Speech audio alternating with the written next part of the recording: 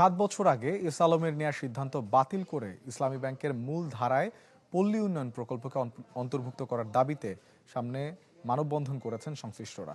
তাদের দাবি, বেতন কাঠামো ও পদোন্নতিতে বৈষম্য দূর করতে হবে। বক্তারা বলেন, 2009 সালে আরডিএস থেকে ব্যাংকের মূল ধারায় পদোন্নতির সিদ্ধান্ত হলেও তা 2017 সালে এস আলম বাতিল করে দেয়। 1995 সালে কার্যক্রম শুরু হয় ইসলামী ব্যাংক পল্লী উন্নয়ন প্রকল্পের।